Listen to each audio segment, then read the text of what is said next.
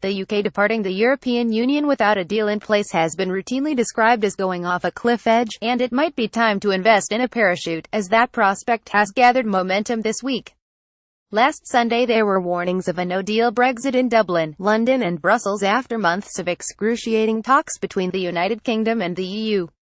Taoiseach Leo Varadkar said he was optimistic a deal would be reached, but also warned that Ireland needs to prepare for the UK's crashing out of the bloc in 2019.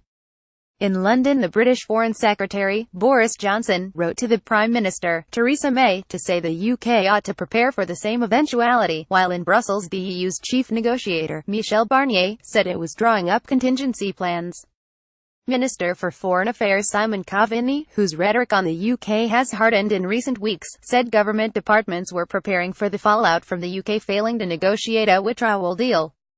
But, like Varadkar, he is saying, outwardly at least, that an agreement will be struck.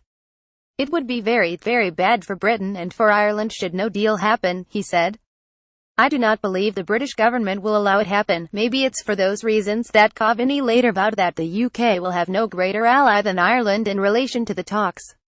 He added that the UK needs a transition period of up to 5 years after quitting the European Union. The Fine Gael MEP Brian Hayes warned that up to €1.3 trillion in financial services contracts are at risk from the UK crashing out of the EU without a deal.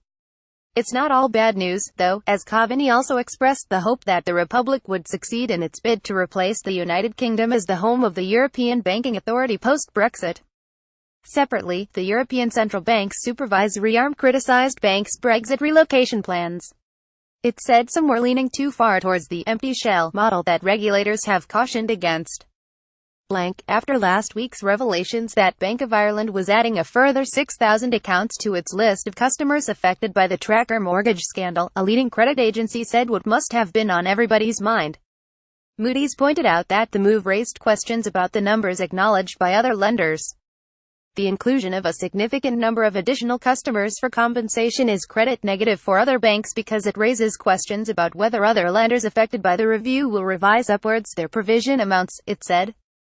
For starters, KBC Bank Ireland's profits for the third quarter were hit as it set aside €54.4 million to cover refunds, compensation and other costs relating to the scandal, which dates back the guts of a decade. The figure is in addition to a €4.4 million initial provision last year to cover tracker mortgages cases, bringing the total to €58.8 million.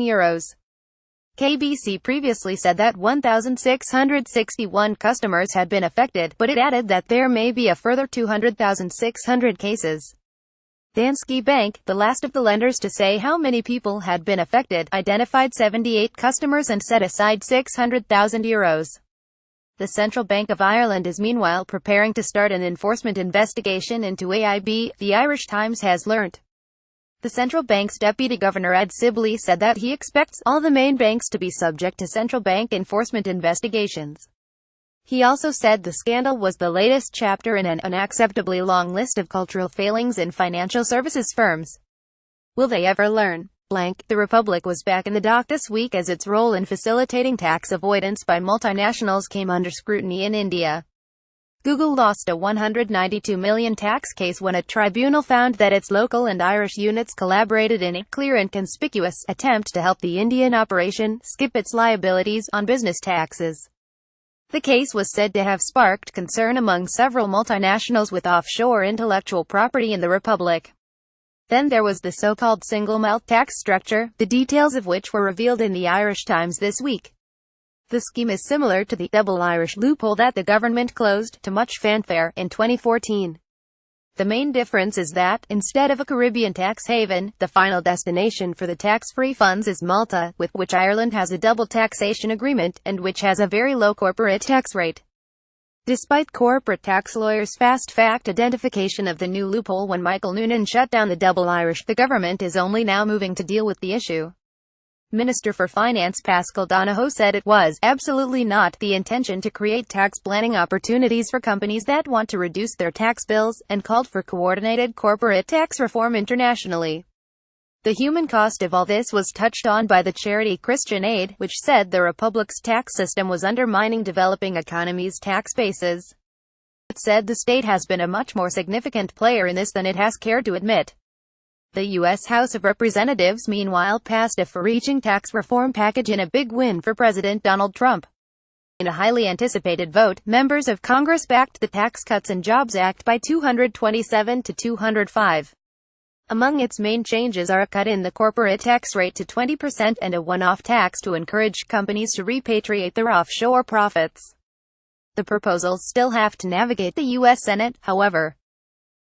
It was another stellar week for employment announcements, with almost 1,000 more jobs coming down the tracks, despite the fact that the state is motoring towards employment.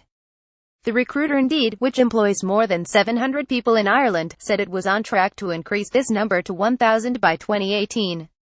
The news came after newly filed accounts showed company income surging 48% to $208 million last year. The global payments firm Yapstone is to create 200 jobs as part of a €41 million investment here. The pharmacy chain CarePlus intends to recruit 70 people, and Zavis Communications is looking to add 50.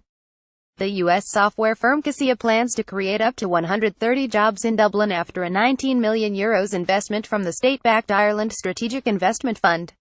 Staying with tech, the consultancy giant IBM is to create 150 highly skilled digital jobs over the next 2 years at a new Dublin facility.